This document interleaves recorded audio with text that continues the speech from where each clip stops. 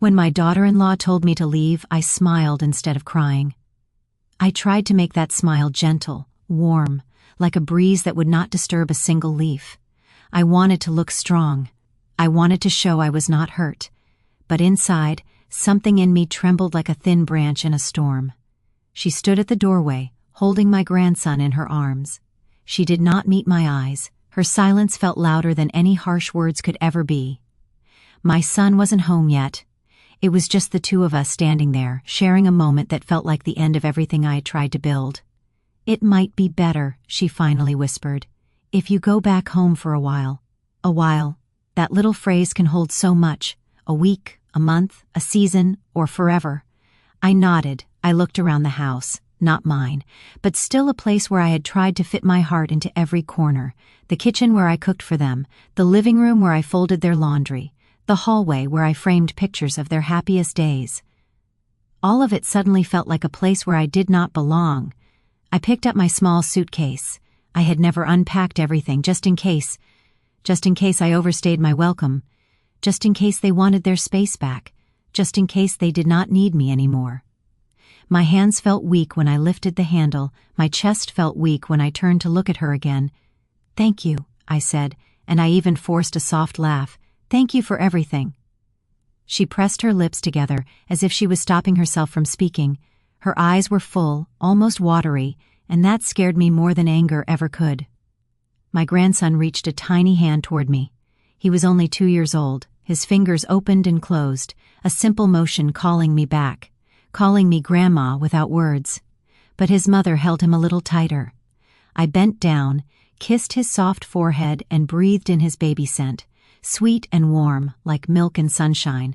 I wanted to hold him longer. I wanted to tell him stories. I wanted to stay.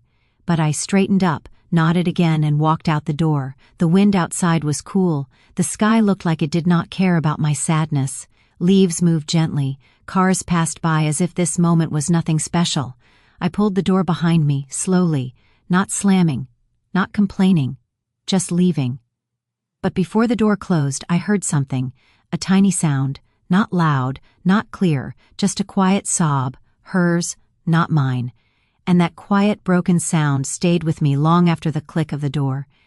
As I stood outside waiting for my taxi, I kept thinking about how everything had changed so fast. I used to feel welcome, I used to feel needed, but life can change in a single afternoon. I looked down at my shoes, old shoes, worn out at the edges, like me. They had carried me through many hardships. But this one felt different. I tried to stay calm. My heart hurt, but tears did not come. Maybe I had grown used to holding them back. Maybe age had taught me to cry silently. I thought of my son, my hard-working son who always said he wanted to take care of me. He would be surprised when he returned home and found me gone. He would ask questions. Why did Mother leave? What happened? But what could I say? That I was a burden, that I had become too much, that the woman he loved didn't want me there anymore? No, I would never say such things. I would protect them, even from the truth of my own pain. The taxi arrived. The driver helped me with my luggage. I thanked him too much, the way lonely people sometimes do, because kindness, when rare, feels precious. I sat in the back seat, resting my old hands on my lap. They were shaking. I hoped the driver did not notice. As the car moved away from their home, the one I thought I would spend the rest of my days in, I kept watching it through the window until it disappeared, until I had nothing left to look at. During the drive, memories began to visit me like old friends. I remembered the day my son introduced me to the woman who would become my daughter-in-law. She was shy, smiling nervously, looking at my son with warm eyes. I liked her immediately. I thought she would be someone who loved as gently as she spoke. "You raised a good man," she told me that first day, and I felt proud, I felt seen. I remembered the wedding, the flowers, the laughter, the way they danced like two hearts finally finding their rhythm. I sat in the front row, holding a small handkerchief, smiling through tears. And then the day little Daniel was born, the way he wrapped his tiny fingers around mine like he already knew me. Like we belonged to each other. Those were the happy days, days full of hope. Days when my place in their lives felt secure and clear. But now I was riding away, wondering where I went wrong, wondering why her silence felt heavier than words. The driver suddenly spoke, breaking my thoughts. "Long trip, ma'am?" he asked. His voice was kind, not curious, just polite. "Yes," I answered softly. "Longer than I expected." He nodded without asking more. I looked out the window again. Stores, people, families walking together, mother and child holding hands. I wondered if anyone could see my sadness through the glass. Sometimes, when you are hurting, you think the whole world can see the cracks inside you. But the world is busy. Everyone has their own story, their own heartache. My phone vibrated in my bag, a message from my son. "Mom, where are you? I just got home." My fingers shook as I typed, "Just going home for a while, do not worry." I stared at the message before sending it. I deleted the second sentence, the one I almost added. She asked me to leave. I could not blame her. I could not make him choose. I wanted them to stay happy, even if that happiness did not include me. When I reached my small apartment, everything was quiet, dusty. The curtains had not been opened in months. I flipped the light switch and stood there for a long moment. This place used to feel lonely. Back then, I thought moving in with my son's family would fill that emptiness. But now, coming back, this place felt almost like a shelter. I put my suitcase down near the sofa, and the silence welcomed me like an old companion. I made myself a cup of tea, the same way I always did, 2 sugars, a little bit of milk, simple comforts, but when I brought the cup to my lips, my hands shook too much, and the tea spilled a little on the table. I sighed, quietly, like I always do. I sat down and let the warm steam touch my face. I closed my eyes. My son will call, I told myself. He will ask questions, he will worry. Maybe that was what frightened me, not the leaving, but the explaining. How could I explain something I did not fully understand? Why did she want me gone? Was it something I did, something I said, a mistake I could not remember? Or was it simply me? Days passed. My son called every evening. His voice sounded confused. "Mom, come back, we miss you." I would laugh softly, pretending everything was fine. "I just needed some fresh air. I will visit again soon." But every time I said it, the words hurt a little more, because I did not know if they were true. My daughter-in-law never called. Not once. Not even a message. Her silence followed me everywhere, like a shadow that stretched long, even under the brightest sun. Nights were the hardest.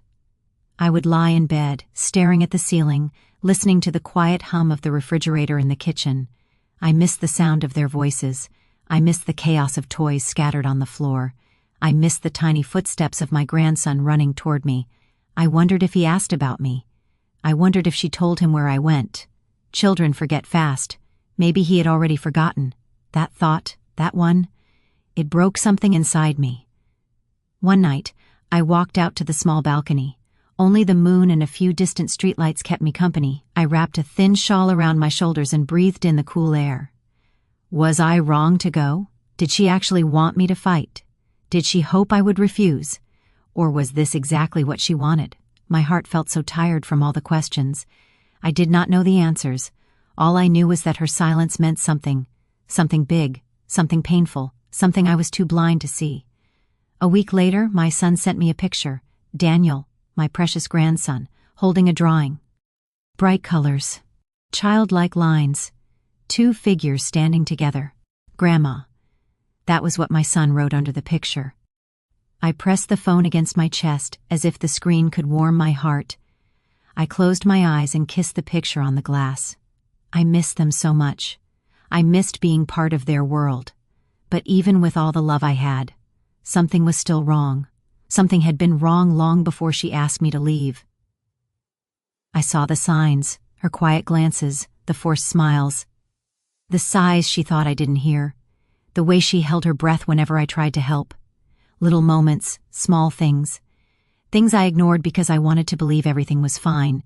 But now I had too much time to think, too much silence to fill. Her silence was not anger. Her silence was fear. Fear of hurting me. Fear of telling the truth. What was she hiding? What pain was she protecting me from? One evening I decided I could not keep pretending. Pretending I was not hurt. Pretending I was not confused. Pretending everything was fine. I sat down at my small dining table. I took a deep breath. I picked up my phone. I typed a message to my daughter-in-law. "I am not upset, but please tell me the truth. Why did you ask me to leave?" My finger hovered over the send button for a long time. I felt like a child again, afraid to speak, afraid of the answer. Then I pressed send, the message delivered, and I waited. Minutes passed, hours passed. Nothing, no reply, only silence. I put the phone face down and closed my eyes, trying not to cry. Her silence. Again, always silence. But silence can speak, silence can hurt, silence can tell the truth. And her silence that night told me something I did not want to believe. She was afraid of me being there, not because of what I did wrong, but because of something else, something bigger, something hidden, something that would change everything. I thought I was just a burden. I thought she wanted her space back. I thought I was the problem, but I was wrong. Her silence was not rejection. It was protection. Protection from a truth that would soon rise like a quiet storm and tear apart the peace we tried so hard to hold on to. And that truth was already coming. I just didn't see it yet. I was too blind to see. My story did not begin with sadness. It began with hope. Hope that my son would have a better life than I did. Hope that he would build a home full of love. Hope that one day that home would have a place for me too. When my husband died, my son Adam was still in university. We were not rich. We had a small house, a few savings, and a lot of worries, but we also had each other, and that was what kept us going. He studied during the day and worked in the evenings, always tired, always trying. I remember how he would come home late at night, shoulders heavy, eyes red from lack of sleep. Before even taking off his shoes, he would look at me and ask, "Mom, did you eat?" I used to smile and nod, even on the days when I had only eaten very little. He already carried too much on his shoulders. I did not want to add my hunger to his burdens. Sometimes I heard him in his room, talking quietly to himself. He would whisper plans, hopes, worries. He wanted to finish his degree. He wanted a good job. He wanted to take care of me, to make up for what life had taken from us. "You do not have to take care of me forever," I told him once when I saw him staring at his books with tired eyes. He smiled at me gently. "I want to, Mom," he said. "You did everything for me, now it is my turn." Those words stayed with me for years. They were both a comfort and a weight. I was proud of him, but I was also afraid of being the reason he pushed himself too hard. Time passed, and slowly, step by step, things began to change. He graduated. He found a decent job. We moved from worry to something a little softer, a little calmer. Then one day he came home with a different kind of light in his eyes. "I want you to meet someone," he said, standing in the doorway, with that shy smile I had not seen since he was a boy. I wiped my hands on my apron and asked, "Someone special?" He only laughed, but his silence said enough. "Yes," he finally replied, "someone very special." A week later he brought her to our home. Her name was Emily. She walked in carrying a small bouquet of flowers, her fingers gripping the stems tightly. Her shoulders were slightly tense, but her eyes were soft and kind. She looked around the house, then at me, and gave a small, nervous smile. "These are for you," she said, handing me the flowers. "They are not much, but I hope you like them." I took the flowers and held her hand for a moment. Her hand was warm, but a little shaky. "Thank you," I said softly. "They are beautiful. You are welcome here." She seemed relieved. Adam watched us closely, as if he was holding his breath. I turned to him and said, "She is lovely." He smiled and his shoulders relaxed. We sat in the small living room together. I made tea and put some snacks on the table. Emily spoke gently, answering my questions with respect. She told me about her work, her family, her hobbies. She liked reading. She liked simple walks in the park. She loved the sound of rain. There was something very calm about her, very steady. At one point she looked at Adam and then back at me and said, "You raised a good man." Her words touched something deep inside me. I had heard compliments before, but hearing it from the woman my son loved felt different. It felt like a blessing. That night, after they left, Adam came back to my room. "What do you think of her?" he asked, leaning against the doorframe like a worried child. I smiled. "I think she will take good care of you," I said, "and I think you will take good care of her."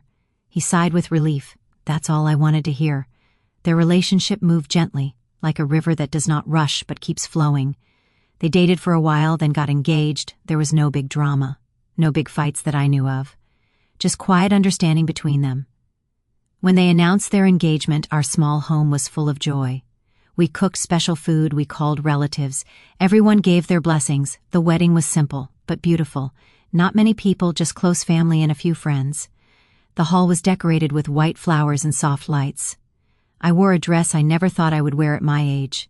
It was too fancy for me, but Adam insisted. "Mom, you deserve to feel beautiful," he said, helping me adjust the shawl on my shoulders. Emily came into the room while I was looking at myself in the mirror. She walked up behind me and smiled. "You look wonderful," she said. I turned and hugged her. "Take care of him," I whispered. "I will," she whispered back. "I promise." At the wedding ceremony, I sat in the front row, trying to hold back tears. Adam looked handsome in his suit. Emily looked glowing in her dress, her eyes slightly wet with emotion. When they exchanged vows, I felt my heart fill with joy and a bittersweet ache. My son was no longer just my son. He now belonged to another woman, too, but I did not feel replaced. Not then. Back then, everything still felt warm and right. After the wedding, they moved into a small apartment not far from where I lived. I did not want to disturb their new life, so I waited for them to invite me. Sometimes Adam would call and say, "Mom, we cooked too much, come over for dinner." Other times, Emily would message me to ask if I wanted to join her for tea. Those visits were gentle. We would sit together, talk about little things, watch small shows on television. I never stayed too long. When it was time to go, Emily would walk me to the door and say, "Come again soon, Mom." And I believe she meant it. We were still learning each other then. I was learning how to be a mother-in-law. She was learning how to be a wife and a daughter-in-law. At the same time, there were tiny awkward moments, of course. Times when I offered advice that she did not need. Times when she did things differently from how I did them. But those moments passed quickly, washed away by kind words and small smiles. Not long after, Emily became pregnant. The day they told me, Adam's eyes sparkled with excitement. They came to my house together, holding hands. Emily's other hand rested protectively on her stomach. "Mom, we have news," Adam said, almost unable to sit still. Emily smiled, a quiet, shy smile. "We are going to have a baby," she said. For a moment I forgot how to breathe. My heart felt like it grew bigger and softer all at once. I stood up and hugged them both, tears filling my eyes. "A baby," I repeated. "I am going to be a grandmother." The months that followed were filled with small, sweet preparations. I went with Emily to some of her doctor appointments when Adam was at work. I cooked her soups and simple meals that were gentle on her stomach. I watched over her when she felt tired and helped her around the house. We had quiet talks. She told me her fears of being a mother. I told her how I had felt when I was pregnant with Adam. "Will I be a good mother?" she asked me one afternoon, sitting on the couch with her hands resting on her belly. I looked at her and smiled softly.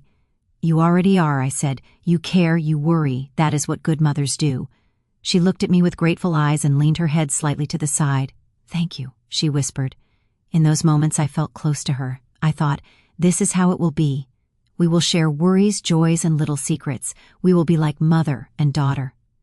It was a simple dream, a beautiful one. When they found out it was a boy, they came to tell me right away. Adam was almost bouncing with joy. "It's a boy, Mom," he said. Emily smiled beside him, her hand looped around his arm. "And we want his middle name to be Matthew," Adam added, his voice softening. "To honor Dad." My eyes blurred with tears. They remembered my husband even though he was no longer here. They wanted our family to continue through this new little life. "Your father would be so proud," I said, pressing my hand to my chest. When the baby finally arrived, it was a long and tiring day. Emily went into labor early in the morning. Adam called me, his voice shaking. "Mom, we are at the hospital," he said. "Please pray." I prayed all day. I walked back and forth in my small living room, whispering words to God, my hands shaking. In the evening, my phone finally rang. Adam's voice was full of exhaustion and joy. "He is here, Mom," he said. "A boy, healthy. Emily is fine, too." I almost dropped the phone from relief. Tears flowed freely down my cheeks. "Thank God," I whispered. "Thank God." They sent me a picture later, a tiny face, closed eyes, little hands curled into fists. I stared at that picture for a long time. I traced his features on the screen with my finger. I whispered his name to myself, Daniel. When I first held him in my arms, everything else faded away. The noise of the hospital, the worries of life, the memories of grief, all I felt was this tiny warm weight resting against my chest. He moved slightly, his mouth opening and closing, his little fingers curled around my thumb with surprising strength. "Hello, Daniel," I whispered. "I am your grandma." I felt something open inside me, a part of my heart that had been closed since my husband died. It was as if someone had lit a small, steady candle in a dark room. Emily watched me from the bed, her face tired but gentle. "You look happy," she said softly. "I am," I replied. "Thank you for bringing him into our lives." She smiled. At that time, her smile reached her eyes. After Daniel was born, their lives became busy and noisy, crying at all hours, diapers, bottles, little clothes to wash and fold. I helped whenever I could. Sometimes I stayed over for a few days if Emily needed extra rest. Sometimes I took night shifts holding Daniel so they could sleep. Emily would smile at me then, a soft, grateful smile. "Thank you, Mom," she would say. "You are a blessing." Those words stayed deep in my heart. They made all the tiredness worth it. When Adam got a better job in another city, they were excited but also worried. The new job paid more. The city had better schools, better opportunities. But it also meant leaving familiar streets and faces. One evening, they invited me for dinner at their apartment. We sat at the table together, Daniel playing with a small toy on the floor. "Mom, we need to talk," Adam said gently. I felt a tiny knot of worry in my chest. "About what?" I asked. "We found a house in the new city," he said. "It is bigger, it has a small garden, it is a good place for Daniel." I nodded slowly. "That is wonderful," I said. "Change is always scary, but sometimes it is needed." Emily looked at Adam, then at me. She seemed a little nervous. We also wanted to ask you something," she said. I looked at her face and saw something there: hope, fear, uncertainty. "What is it?" I asked softly. Adam reached for my hand. "Mom, we do not want you to live alone anymore," he said. "Come with us, move into the new house with us. We want you close." The room felt very still in that moment. Emily watched me closely, her hands folded in her lap. "Yes, Mom," she said quietly. "You help us so much already. We would like you with us, if you want that too." I could feel my heart beating faster. For years I had lived in a quiet home, sometimes eating alone, sometimes sleeping with my phone beside my pillow, just in case. Now they were offering me a place again, a place in their daily life, a place in their home. I would love that," I said, my voice shaking with emotion. They both smiled with relief. Daniel crawled closer to me and placed his small hand on my foot. It felt like a sign. We began to prepare for the move. I packed my things into boxes, sorting through old memories. Some items reminded me of my husband.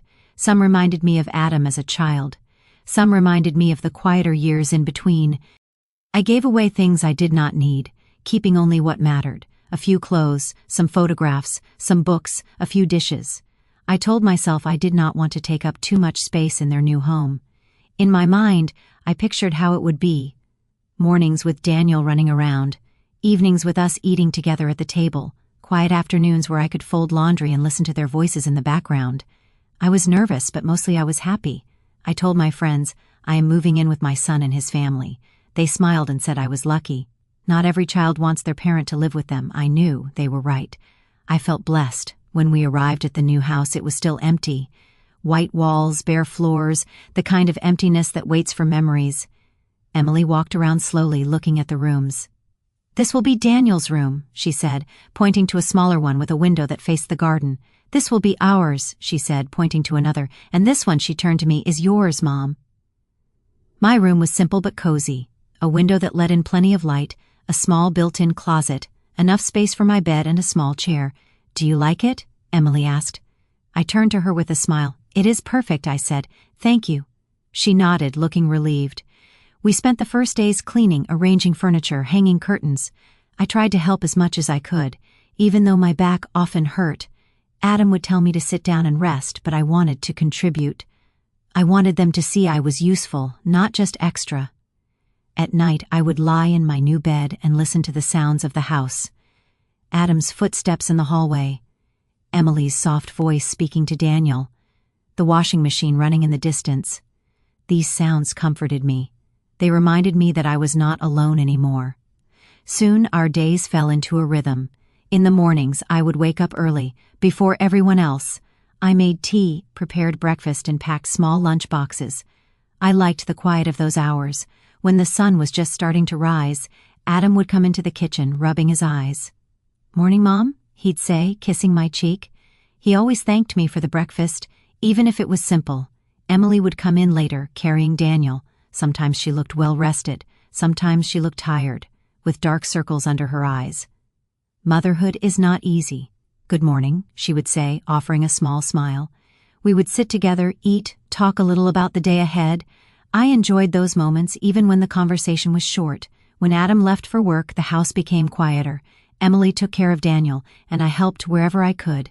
I did laundry, washed dishes, swept floors, cooked meals. I did it not out of duty, but out of love. Sometimes Emily would say, "Mom, you do not have to do everything." I would smile and reply, "I like helping. It keeps me busy." What I did not say was, "It makes me feel needed. It makes me feel I belong." At first we seemed to work well together. We shared tasks. We shared smiles. We shared the joy of watching Daniel grow. He learned to crawl, then to walk. He would wobble around the living room, falling down and getting up again, laughing in that pure, bright way children do. "Grandma," he said one day, the word a little twisted, but clear enough for my heart to recognize. My eyes filled with tears. I picked him up and hugged him tightly. "Say it again," I whispered. "Grandma." He giggled and pressed his face into my neck. Emily watched from the sofa. She smiled, but her eyes were hard to read. There was something quiet in them, something I did not understand at the time. Little by little, small changes began to appear. At first they were so small I barely noticed them. A sigh here, a tense shoulder there, a look that lasted a second too long. When I entered a room, sometimes Emily would fall silent. The laughter that was there a moment earlier would fade. I would pretend not to notice. I would talk about something else, ask about Daniel, ask about her day. Sometimes, when I arranged the kitchen in a way that made sense to me, she would come later and change everything back. She did not complain, but I saw the way she moved the jars, the plates, the cups. Back to her way. Her way was not wrong. Mine was not wrong. They were just different, but small differences can build silent walls. I told myself not to be sensitive. This was her home. She was the one who spent the most time in the kitchen. She had the right to organize it. So I adjusted. I tried to remember where she liked things to be. I tried not to move too much. Yet sometimes, even when I tried my best, I still felt like I had done something wrong. One afternoon I heard her talking on the phone in the living room. I was passing by on my way to the bedroom, carrying folded laundry. Her voice was low but tense. "I am trying," she said. "I really am, but sometimes it is too much." I slowed my steps. "I know she means well," she continued, "but I feel watched, like I am never doing anything right." My hands froze around the pile of clothes. I realized she was talking about me. My heart sank. The hallway felt smaller, my breath shorter. "I do not want to hurt anyone," she said. "But I am tired, and Adam does not see it. He thinks it is all perfect." I stood there silently, feeling as if my feet were rooted to the floor. I did not want to listen, but I could not move. "I just wish I had more space," she whispered. "More time alone with my family without feeling guilty." Her words cut through me gently like a slow, cold knife. Space. She wanted space. From me. I walked back to my room as quietly as I could. I put the laundry down on the bed. For a long time, I just stood there staring at the wall. I did not cry. Sometimes pain is too deep for quick tears. Instead, I asked myself questions. Had I pushed too much? Had I tried too hard to be helpful? Was my presence a burden? I decided to be more careful, more quiet, more in the background. I told myself, this is their home. You are a guest even if they love you. Do not take too much room. From that day on, I tried to make myself smaller. I stayed more in my room. I came out only when needed. I waited for Emily to ask for help instead of offering it first. Sometimes she did ask, "Mom, can you watch Daniel while I take a shower? Mom, can you help me with dinner?" I would smile and say, "Of course." But other times she did everything herself without saying a word. I would hear the sounds of pots and pans in the kitchen, and my hands would twitch, wanting to help, but I stayed on my bed, staring at the ceiling. Give her space, I told myself. She does not hate you. She just needs space. But slowly, the house that once felt like a warm hug began to feel like a place where I had to measure every step. There were still good moments, too. We laughed sometimes. We watched movies together. We celebrated birthdays and small milestones. On Daniel's second birthday, we decorated the house with balloons. Emily baked a cake. I cooked his favorite small dishes. Adam took pictures of all of us. In one photo, Daniel is sitting on my lap, his face covered in chocolate. Emily is standing behind us, smiling. Adam is next to her, his arm around her shoulders. We look like a happy family in that picture, and we were in many ways. But under the surface, something was shifting. Something Emily saw long before I did. Something that would grow quietly, like a small crack in a wall, until the day it became impossible to ignore. I thought we were simply adjusting, learning, balancing our roles. I believed that love and patience would be enough, but I did not see how heavy things had become for her. I did not see how my presence, my constant help, my habits, my ways, were pressing on her in ways I never intended. I thought I was holding everyone together. She felt she was slowly losing herself, and while I held on tightly to the happiness I thought we shared, she was slowly sinking under a weight I never meant to place on her shoulders. I did not see it.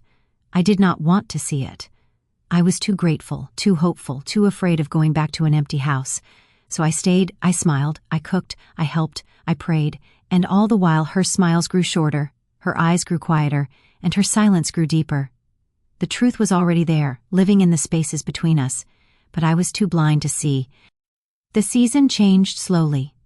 Leaves fell and covered the garden in shades of brown and gold. Daniel grew taller, faster, louder. Life inside the house appeared peaceful from the outside, but inside my heart, a quiet uneasiness was taking root. Emily's smiles were different now. They no longer warmed the room. They flickered briefly like a candle struggling against wind. She spoke less, laughed less, slept less. I could hear her sometimes at night, pacing back and forth with Daniel in her arms, whispering soft words to calm him. But her voice always sounded tired. So very tired. Once, I walked into the living room in the early hours, concerned. Her eyes widened when she saw me. "You should be asleep," she said quickly, her voice too sharp for such a quiet hour. I froze for a second, then I smiled gently and stepped closer. "I heard Daniel crying. I came to help." She shook her head, hugging the child closer. "No, it's fine. We are fine." She turned away before I could respond. I returned to my room slowly, feeling like a door had just been closed. Quietly but firmly. A few weeks later, Daniel caught a cold. Just a small one, runny nose, a little cough. But Emily panicked. She barely let him out of her sight. "Mom, can you wash your hands again? Mom, don't kiss him right now. Mom, please, keep a little distance." Her tone was soft, but her eyes were full of fear. I washed my hands so many times that day, my skin felt raw. Every time I reached for Daniel, she stepped closer, like a shield. I understood her worry. She was a mother, but the way she looked at me, as if I could harm him without meaning to, that look stayed deep inside me. There were many small moments like that. Once I tried to feed Daniel a spoon of mashed potatoes at dinner. He giggled and opened his mouth. But before the spoon reached him, Emily quickly pulled his chair closer to her. "He might choke," she said sharply. "He eats better when I do it." I pulled my hand back and nodded. "Of course," I said softly. She must have realized her tone was harsh because she avoided my eyes afterward. Adam, unaware of the tension, continued eating while talking about work. I smiled and listened, pretending everything was fine, always pretending. As months passed, I noticed something new. Emily had become afraid of being judged. If Daniel fell while running, she blamed herself. If he refused to eat, she blamed herself. If he got sick, she blamed herself. She constantly looked over her shoulder, at me, as if she feared I might think she wasn't a good mother. And the truth was painful. I never judged her, but I realized she thought I did. Maybe it was because I often said things like, "When Adam was small, I used to," or, "In my time, we did it differently." I never meant to correct her. I only wanted to share, to help. But she heard criticism where I intended love, and I did not notice. One afternoon, Daniel refused to take a nap. He screamed and kicked and cried until his face turned red. Emily tried everything. Rocking him, singing to him, walking back and forth across the living room, but he only cried louder. She finally put him in his crib and stepped away, breathing heavily. Her hands were shaking. I approached quietly. "Maybe I can—" "No," she snapped. The word cut sharply through the room. I stopped mid-step. She closed her eyes, pressing her fingers to her forehead, trying to calm down. "I'm sorry," she whispered, her voice cracking.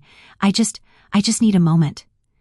I nodded and backed away, feeling as if I had stepped on broken glass.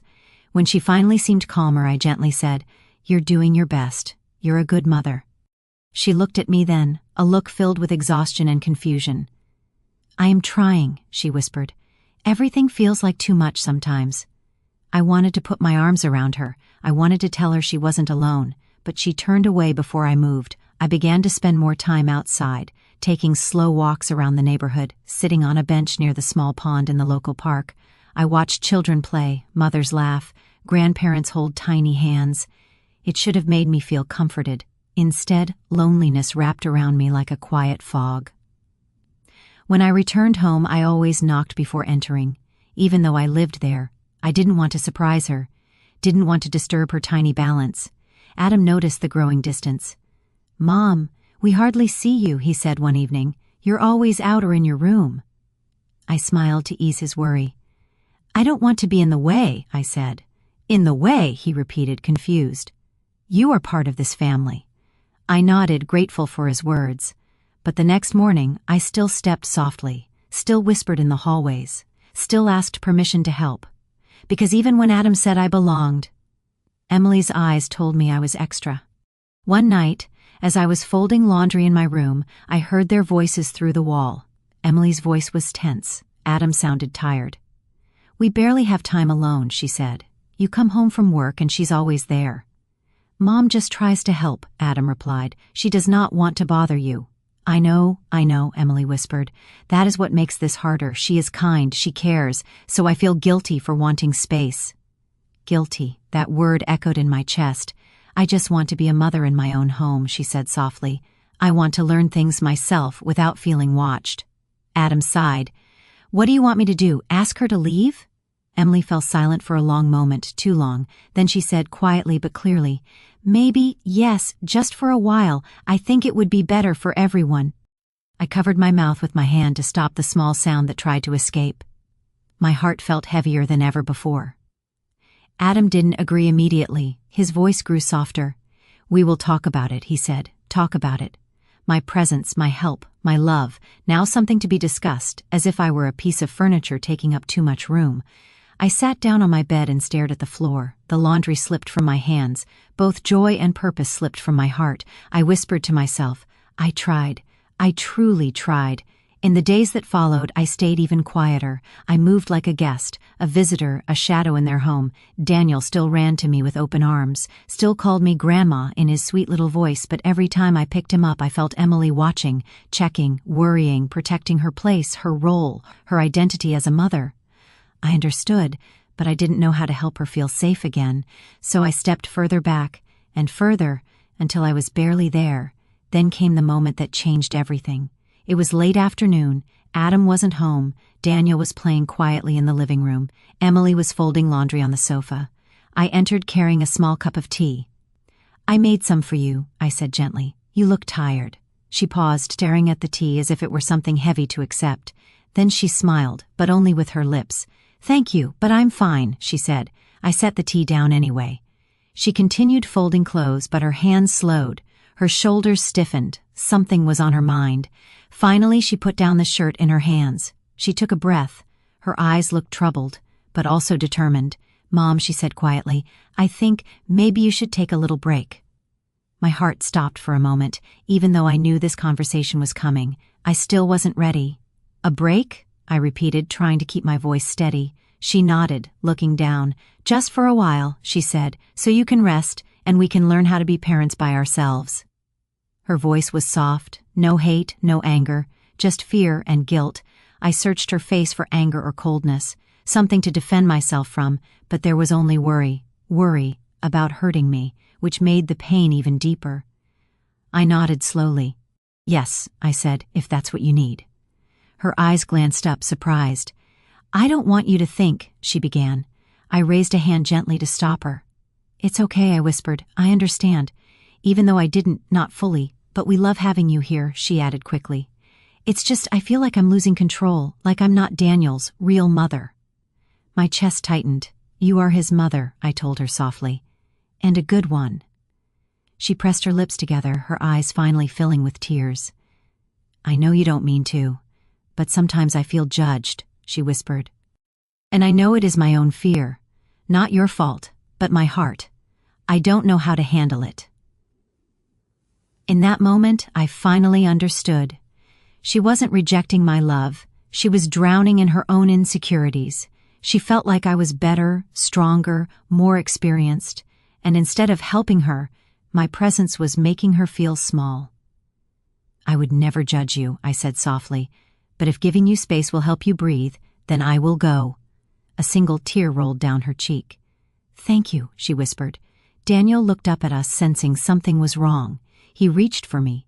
"Gamma?" he said softly. I bent down to kiss his forehead. "I'll be back soon," I whispered, but even as I said those words, I wasn't sure if I believed them. That evening, Adam drove me to my old home. He looked confused, frustrated, torn. "Mom, you didn't have to leave so fast," he said. "We could have talked more." I smiled and placed my hand over his. "She needs this," I told him, "and maybe I do too." He shook his head, swallowing emotion. "I don't want you to feel unwanted." "I don't," I lied gently. "You both have your own growing to do. I will give you time." He nodded, but his eyes were sad. "I'll visit you tomorrow," he promised. I smiled again. "You're working tomorrow." A truth Emily knew before any of us. A truth she was terrified to say aloud. I thought she wanted me gone because I was in the way. But I was wrong. Her silence wasn't just guilt, or stress, or insecurity. Her silence was protection. She was trying to protect me from something I didn't yet know, something that would change our family forever, something I was too blind to see. The days after I left their house felt heavy and slow.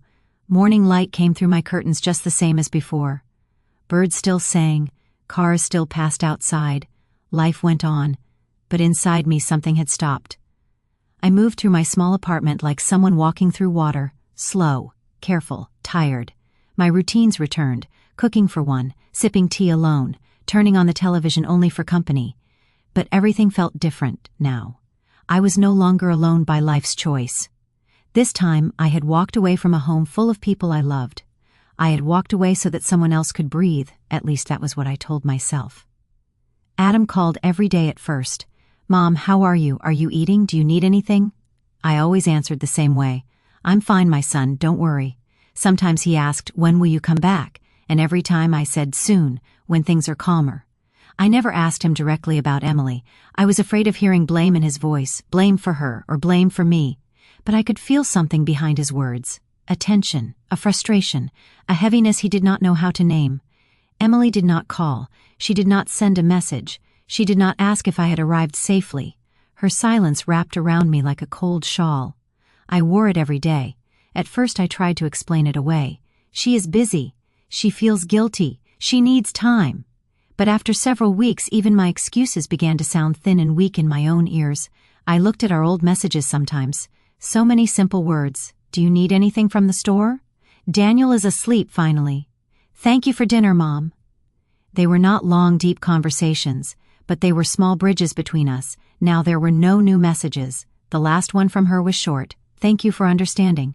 No heart emoji, no promise. Just that. I read it many times. The meaning changed depending on how my heart felt that day. Sometimes it looked like gratitude, sometimes like goodbye. One evening the sky turned gray early, clouds gathered, and a soft rain began to fall. I made myself a bowl of soup and sat at the small kitchen table, listening to the drops hit the window. Rain has a way of bringing old memories up from dark corners.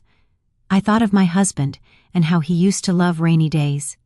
He would sit by the window with a cup of tea and say, "Listen, the world is washing itself." I wondered if our little family in that new house was also trying to wash something away. Pain, guilt, fear, maybe all three. The phone rang. It was Adam. "Mom," he said, his voice sounding more tired than usual. "Can I come over?" "Of course," I replied without thinking. "Whenever you want." "I'll be there in 30 minutes, he said. I looked at the pot of soup. It was enough for two. I set out another bowl and spoon. I straightened the cushions on the sofa, even though they were already neat. When you love someone, even small preparations feel important. When Adam arrived, he looked different. His hair was messier, his shoulders a little bent, his eyes shadowed with lack of sleep. I opened the door and smiled softly.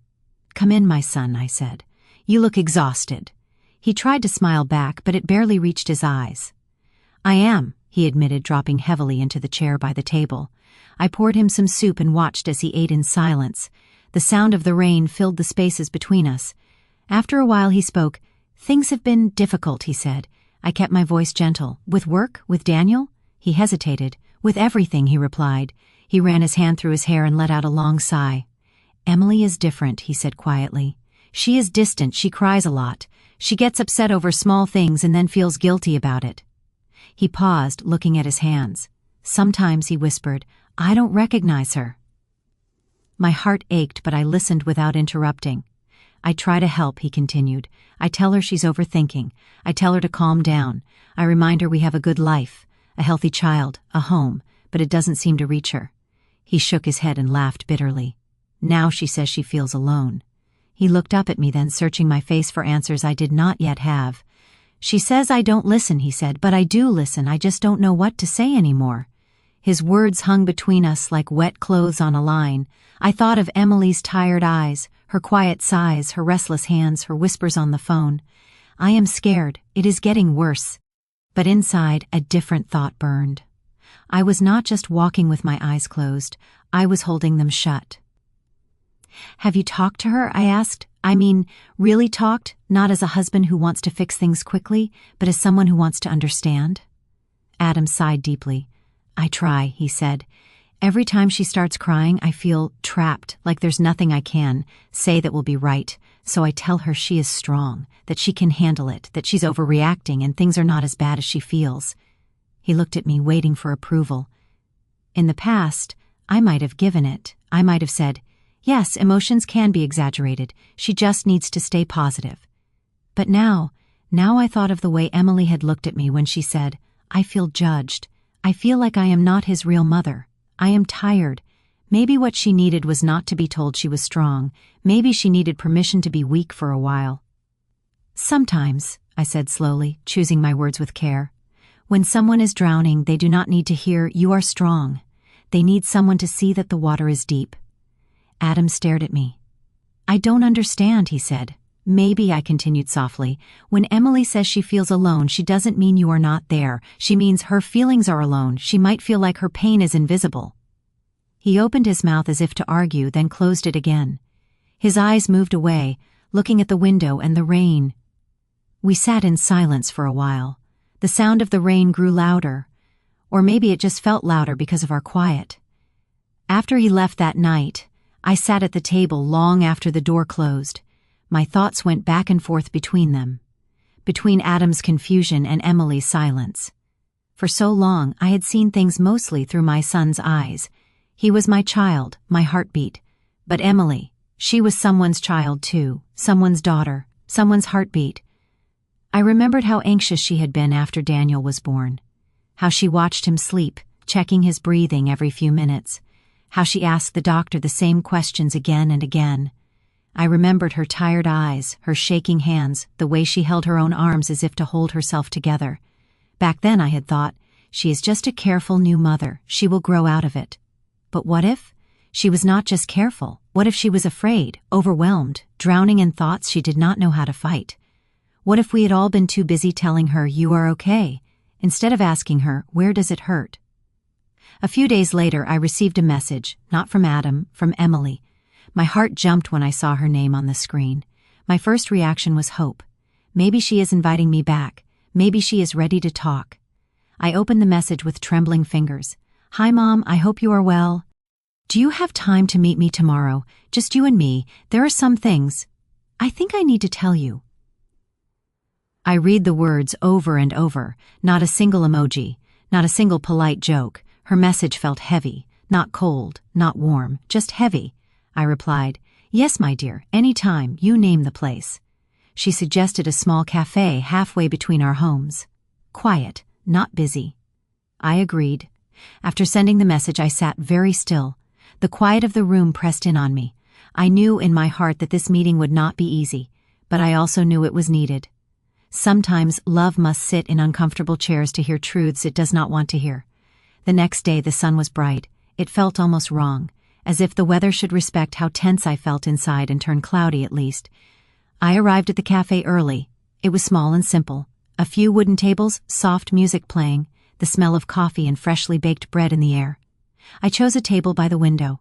I watched people passing by, Students, workers, young couples, a mother pushing a stroller. Life continued, unaware that my own little world was about to change.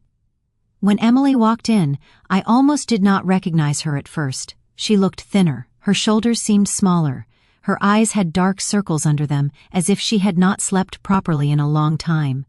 But when she saw me, something soft appeared in her face, not quite a smile, but not rejection either. "Hi, Mom," she said quietly, sitting down across from me. "Hello, my dear," I replied, my voice gentle. We ordered tea. For a while we simply held the warm cups and stared at the steam rising. It was a silence filled with too many words. "I'm sorry I didn't reach out sooner," she finally said. "You have nothing to apologize for," I answered softly. "You were taking care of Daniel. And yourself." She looked down at her hands. "That is exactly what I have not been doing," she murmured. I waited. I did not rush her. I did not push. Sometimes the hardest truths need time to find the courage to step outside. Finally, she took a deep breath. "Mom, I asked you to leave because I felt like I was breaking," she said. "Not because I don't love you, not because you did something unforgivable." Her words were quiet, but they felt like stones being gently placed on the table between us. "I know you think you were the problem," she said, "but you were not." I looked at her, confused. "Then why?" She held up her hand slightly, asking for more time. "Let me explain properly," she said. I nodded. She stared at the table as she spoke, as if the story was written there. "After Daniel was born," she began, "I was happy, but also scared all the time. I had thoughts that frightened me. I would wake up at night in a panic, thinking something bad would happen to him. My heart would race. My hands would shake." Her voice trembled. "I kept it to myself for a long time," she continued. "I thought I was just being silly. I told myself, you have a healthy baby, you should be grateful, stop complaining." She swallowed and took a sip of tea, but her hands shook slightly. "There were days," she whispered, "when I felt like the walls were closing in, like I could not breathe. Daniel would cry, and I would feel this heavy, guilty anger, not at him, but at myself, for not being enough." She looked up at me, her eyes glistening. "And on top of all that," she said slowly, "I kept worrying about what you thought of me." "Me?" I asked softly. She nodded. "You were always so strong," she said. "You raised Adam alone. You worked, you cooked, you managed everything. You never complained. You always seemed capable." She gave a small, sad laugh. "And there I was," she continued, "crying in the bathroom because the baby wouldn't nap, feeling like a failure because dinner was late." I wanted to reach across the table and hold her hand, but something told me to let her finish first. "I felt like every time you stepped in to help," she said, "it was proof that I could not do it on my own. When you cooked, I felt like I was not a good enough wife. When you held Daniel better than I did, I felt like I was not a good enough mother. You never said those things, but my own mind did." She pressed her fingers against her eyes. "I hated myself for feeling that way," she whispered. "You were kind, you were loving, you were helpful, and still part of me wished you were not there, just so I could breathe without feeling watched." Her honesty hit me deep, not like an attack, more like a mirror I had been avoiding. "I should have talked to you," she said. "I should have said something earlier, but I was afraid." "Afraid of what?" I asked softly. "Afraid of hurting you," she replied. "Afraid you would think I was ungrateful. Afraid you would tell Adam I was weak or difficult." I shook my head slowly. "I would never." "I know that now," she said, cutting me off gently. "But back then my mind was not clear. I was tired. I was anxious. I could barely hear my own thoughts over the noise inside my head." She took a shaky breath. "That's why," she continued, "I stayed quiet. I swallowed everything, my doubts, my worries, my resentment, my fear." She looked up at me, and in her eyes I finally saw the full weight she had been carrying. "Silence felt safer than honesty," she whispered. Those words stayed in the air between us. Silence felt safer than honesty. I felt tears well up in my eyes. "All this time," I said slowly, "I thought you were pushing me away because you did not want me, because I was a burden, because It was not about you alone," she interrupted gently. "It was about me. About how I saw myself, about how small I felt." She paused, then added quietly, "And it was about Adam too." My heart tightened. "What about Adam?" I asked, my voice barely above a whisper. Her fingers tightened around the cup. "He is a good father," she said. "He loves Daniel. He works hard. He also loves you very deeply." I nodded slowly. "But," she continued, her voice shaking now, "he does not understand what I am going through. When I cry, he tells me I am being dramatic. When I say I am tired, he says, everyone is tired, that is life. When I tell him I feel I am slipping away, he tells me to stop thinking too much. Tears rolled down her cheeks now, but she did not wipe them away. I began to feel invisible, she whispered, as if my pain did not count, as if I had no right to feel it. I closed my eyes for a moment. In my mind, I saw my son as I had raised him, strong, responsible, focused. I also saw myself, always holding back tears, always saying we are fine, always thanking life for the little we had and never complaining. Had I taught him, without meaning to, that emotions were things to be minimized, that tears were a sign of weakness, that worries should be buried quickly under busy days? I opened my eyes again. Emily continued. Sometimes, she whispered, when he raised his voice, I would freeze. He never hit me. He never hurt me with his hands, but his words, they cut. She looked ashamed as she spoke, as if she was betraying him. He would say things like, do you know how many women would be grateful to have this life? Or, my mother did it all, and she did not fall apart. My heart stopped. Did he really say that? My mother did it all, and she did not fall apart. I heard my own past being used as a weapon against this young woman sitting in front of me. Without knowing it, I had become a measuring stick he weighed her against, and of course, she always felt smaller. I did not want you to see us like that, Emily said, her voice breaking. I did not want you to hear him talk to me that way. I did not want you to feel torn between us, or worse, to agree with him.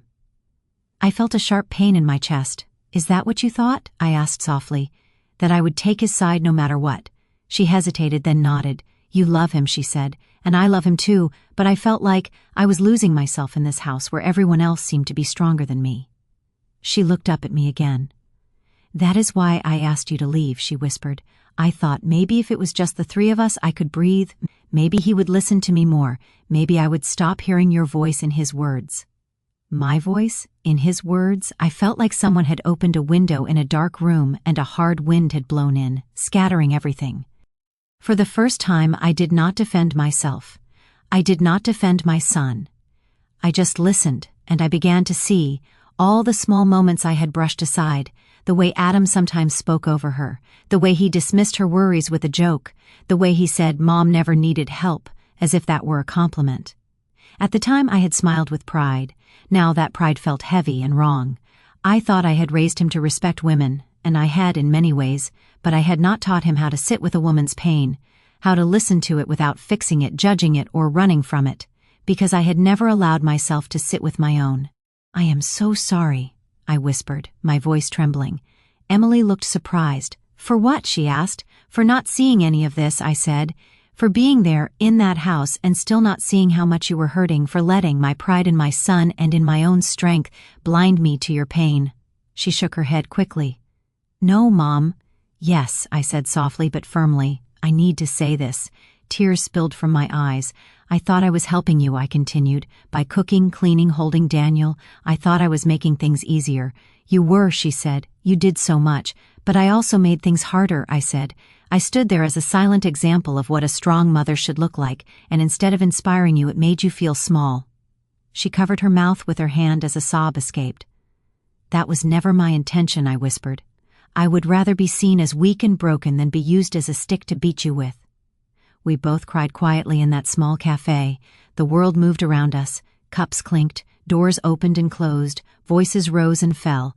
But at our table, something fragile and important was finally being spoken. After a while, Emily wiped her eyes and took a slow breath. There is more, she said. My heart sank a little, but I nodded for her to continue. After you left, she said, things did not get better the way I had hoped. I thought I would feel lighter, more in control. She looked down at her hands again. In some ways, the house was calmer, she admitted, with fewer people, fewer voices, but inside me, I got worse. She stared at the window where sunlight fell on the glass. I started waking up with a weight on my chest, she said. I would look at Daniel and feel love and fear and shame all at the same time. I felt like I was failing him, failing Adam, failing you. Her fingers traced the rim of her cup. One night, after another argument with Adam, she whispered, I locked myself in the bathroom and cried on the floor. I felt like disappearing, not dying, just vanishing, turning into air so no one would have to deal with me. Her words made my blood run cold. I realized then, she continued, that this was not just stress or hormones or tiredness. This was something deeper, something dark. She looked at me with eyes that had seen things I never knew about. I went to see a doctor, she said. I nodded slowly, my heart beating fast. He said I have postpartum depression, she whispered, and anxiety. He said it has been going on for a long time. I just ignored it. We all ignored it. I closed my eyes. Postpartum depression. I had heard the words before on television, in conversations, in stray articles, but I had never imagined it sitting at my own family table. When I had been a young mother, people did not use such words. They simply said, she is too emotional, or she will be fine, time will fix it. But time does not fix everything, not if no one listens. Why didn't you tell us? I asked softly. I tried, she said, in my own way, with my tears, with my silence, with my distance. She looked at me, her eyes full of something I recognize now, not anger, not blame, just deep, tired hurt. You all saw I was struggling, she said, but everyone just said you're strong, or this is normal, or be grateful. Her voice was gentle, but her words cut. We did not see it, I whispered. I did not see it. She nodded. I know you did not mean harm, she said. I know Adam loves me, but love is not always enough if no one really listens. She paused, then added quietly, I asked you to leave, Mom, because part of me hoped that if I removed one weight from the house, I would finally have the courage to ask for help with the heavier ones. She looked at me, and in her eyes I finally saw it, the truth her silence had been hiding all along. I was never trying to push you out of our lives, she whispered. I was trying not to fall out of my own. In that moment, the story I had been telling myself, that I was unwanted, that she was ungrateful, that I was the only victim, broke apart gently, like thin glass under soft pressure. I was not the only one hurting. I was not the only one afraid. I was not the only one who felt unseen. Her silence had been screaming all along. We just had not learned how to listen. Not Adam, not me. We loved her, but we had not understood her. We loved her, but we had not believed that her pain was real, deep, and serious. And my greatest mistake was this. I thought my experience as a mother gave me wisdom. But I let that belief make me blind to a different kind of struggle, one I never had. But she did. I reached across for all the times I said, in my day, instead of asking, how is your day? For all the times I watched my son speak and did not notice the way you shrank inside. She shook her head, tears falling freely. It is not all your fault, she whispered. I made choices too. I kept quiet. I pretended. I smiled when I was breaking. Yes, I said softly. We all made mistakes, but now we see them, and that is a start. I squeezed her hand. What do you need from me now? I asked. She looked at me surprised. From you? She repeated. Yes, I replied. You have told me what hurt you. Now tell me how I can help you heal, not as his mother, not as the strong woman, but as a flawed person who loves you. Her lips trembled. I don't know exactly, she admitted, but I know this. I do not want you to disappear from our lives. Daniel loves you. I care for you. I just cannot go back to the way it was. I nodded. We will not go back, I said. We will go forward differently, more carefully. She let out a breath she seemed to have been holding for a long time. The doctor suggested counseling, she said softly. For me, for us as a couple, maybe, as a family later. Then we will follow that path, I said gently. If you are willing, I will go too, if it helps. Her eyes widened. You would do that? She asked. Yes, I replied, because loving you is not just cooking and cleaning, it is also doing the hard work of learning how not to hurt you again. She put her other hand over mine, for the first time in a long time. Her silence did not feel heavy or frightening. It felt like a space where something new could grow. When we left the cafe, the sun was beginning to set. The sky was painted in soft oranges and pinks. A gentle breeze brushed our faces. We stood outside the cafe door. Thank you for listening, she said quietly. Really listening. Thank you for trusting me with the truth, I replied. We hugged, carefully at first, then more tightly. She felt fragile in my arms, but also braver than I had ever realized. As I watched her walk away, a thought settled in my heart. Her silence had never been a wall. It had been a wound we had all walked around pretending not to see. Now that I had seen it, I could not unsee it. and I did not want to, because only by seeing it, clearly, honestly, tenderly, could I finally understand the truth I had been too blind to see. Not that she wanted me gone, but that she needed help, and that my son, my beloved son, also needed to learn how to love not only with protection and hard work, but with softness, listening, and humility. The turning point did not come with shouting, or dramatic scenes, or doors slamming. It came with tears over a cup of tea, with small, trembling words finally spoken aloud, with the painful, beautiful realization that love has to change shape sometimes, so that it does not slowly crush the ones it is meant to hold. When I reached home after meeting Emily at the cafe, I did not turn on the television like I usually did. I did not make tea. I did not move around the kitchen trying to keep myself busy. I just sat down on the edge of my bed and let the silence fill the room. But this time, the silence felt different. It did not feel like a cold wall. It felt like a space where new understanding had finally entered. I had gone there thinking I would hear reasons to blame myself or her. Instead, I heard something harder, something more fragile. I heard the truth about her pain, and I heard the echo of my own mistakes inside it. For the first time, I saw how all our stories were tied together. Her fears, my pride, my son's blindness, our love. We had not been fighting each other. We had all been fighting shadows. We did not know how to name. Now at least we had a name. Postpartum depression, anxiety, loneliness that sits beside you even in a full house. That night, I called Adam. He answered quickly, like he had been holding the phone in his hand already. "Mom, is everything okay?" he asked. "Yes," I said in a calm voice. "Everything is not perfect, but it is finally more honest." He sounded confused. "What do you mean?" he asked. "I met Emily today," I said softly. "We talked." There was a pause. I could almost hear his heart beating through the line. "What did she say?" he asked, his voice tense. "Many things," I replied. "Some of them are not mine to repeat, but I think you should know this much. She is not your enemy, Adam. She is not trying to push me out to hurt us. She is trying not to disappear herself." He did not answer right away. "She told you about the doctor," he said slowly. "Yes," I replied. "She told me about the diagnosis. She told me how long she has felt lost. She told me what she hears when you compare her to me." He exhaled sharply. "I did not mean it like that," he said quickly. "I was just trying to remind her that things can be worse, that she is lucky, that is the problem, my son," I said gently. "You keep trying to remind her that she is lucky while she is trying to tell you that she is in pain." He went quiet. I continued, keeping my voice soft. "When she cries, you tell her she is strong," I said. "But sometimes people need the right to be weak for a while. You say my mother did it all and did not fall apart. You think that is praise for me, but to her it sounds like this: you are not enough." There was a soft sound on the line. I did not know if it was him sitting down, or putting his hand over his face, or trying not to cry. "I did not know," he whispered. "I only wanted her to stop worrying." "I know," I said. "You are my son. I know your heart. But you learned from me to keep going, to stay strong, to swallow your fears. I did not teach you how to sit with someone else's." I took a deep breath. "That is my fault too," I added quietly. "Mom, no." "Yes," I said. "I raised you to believe that tears are something we hide, not something we understand. I thought I was protecting you from weakness. Now I see I was also protecting you from empathy." He was quiet for a long time.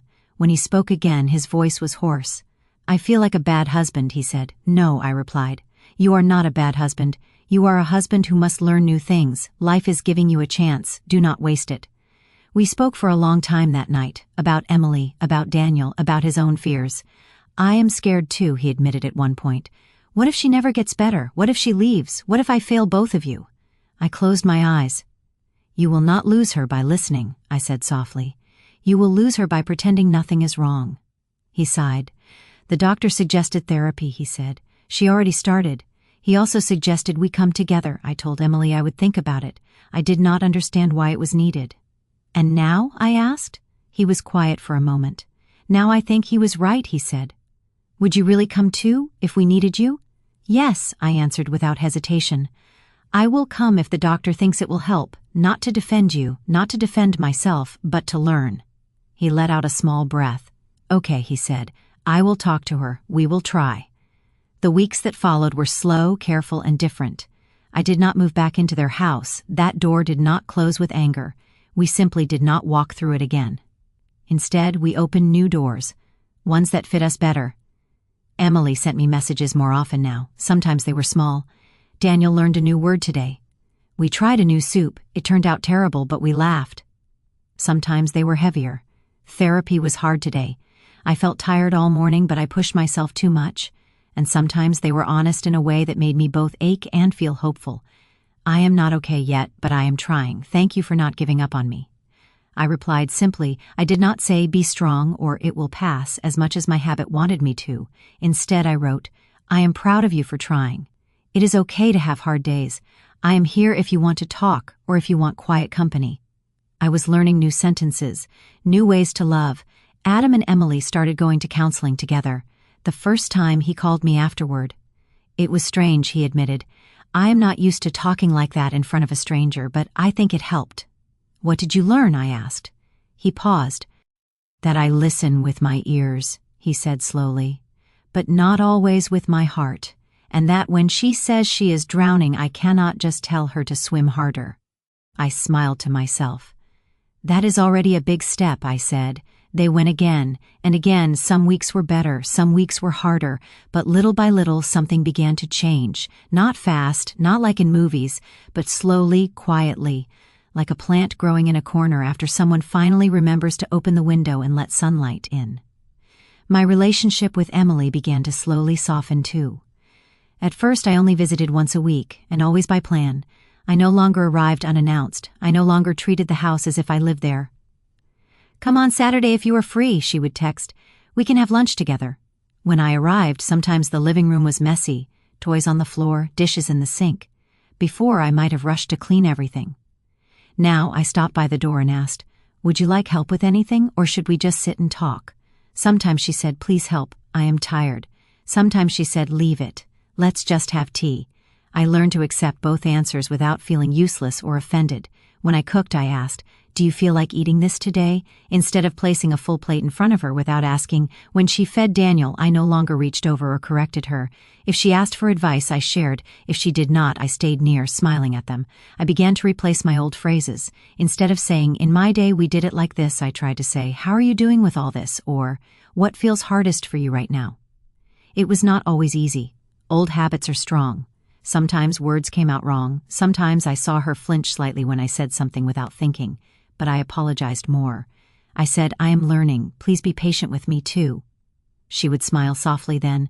We are all learning, she would reply. One afternoon, a few months later, I was sitting with Emily at the kitchen table while Daniel napped. The house was quiet. The sunlight fell gently on the table. There were crumbs from lunch and 2 half-empty cups of tea. She stared at her hands for a moment. Do you know what hurt the most at the beginning? She asked. I looked at her, waiting. I thought I was the only broken one, she said. I thought everyone else knew how to live this life except me. She gave a small laugh without humor. I thought you were perfect, she added, and that made me feel even worse. I shook my head. I am not perfect, I said. I cried many nights alone when Adam was small. I was just too proud to let anyone see. She looked at me, surprised. You never told me that, she said. I know, I replied. I wanted to show you strength. I did not understand that sometimes showing weakness is the greater strength. We sat in silence for a moment. I am sorry I held you as a mirror and forced you to see only your flaws, I added quietly. I should have stood next to you instead. Tears filled her eyes. She reached out and took my hand. I am sorry I pushed you away instead of asking for your help in the right way, she whispered. I was scared. I thought if I told you how small I felt, you would lose respect for me. I squeezed her fingers. You did not lose my respect, I said. You helped me grow it.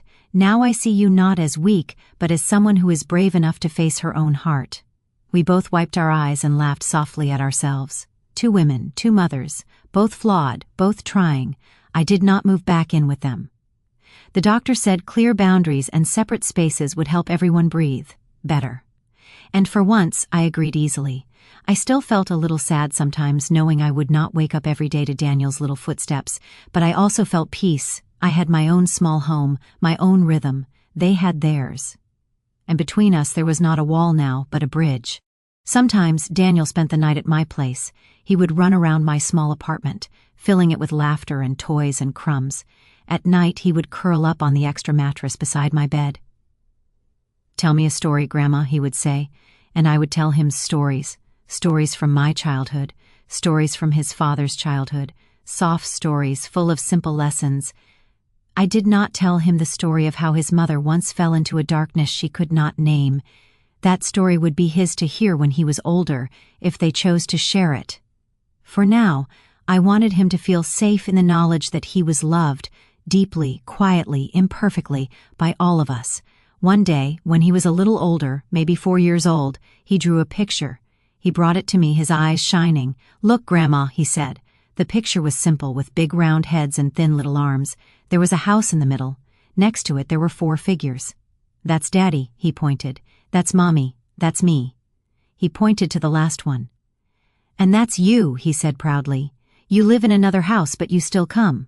My throat tightened. "You drew me too?" I asked. "Of course," he said, like it was the most natural thing in the world. "We are a family." I smiled and kissed his forehead. "Yes," I whispered, "we are." Sometimes I still remember the day my daughter-in-law asked me to leave.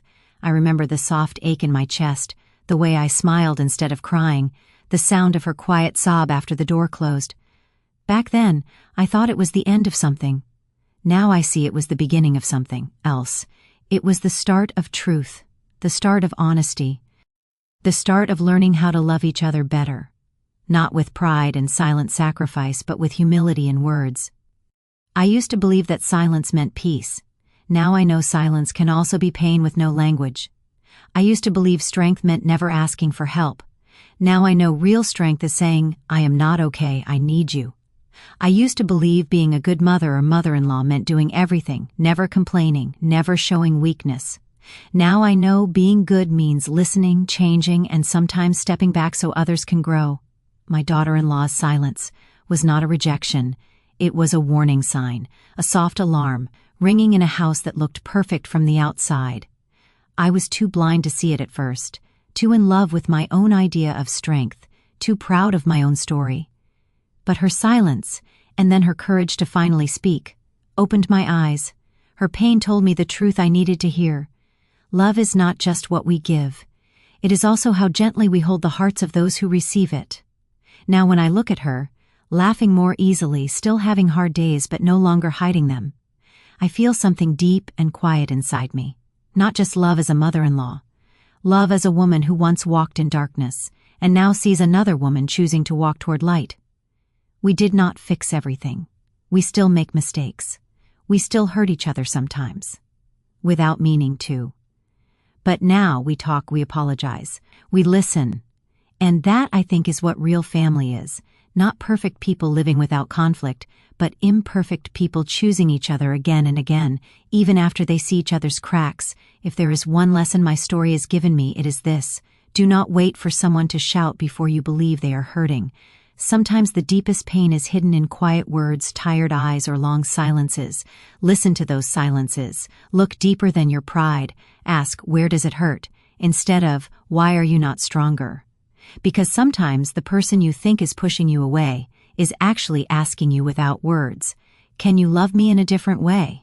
And if we are brave enough to listen, that question can save more than a relationship.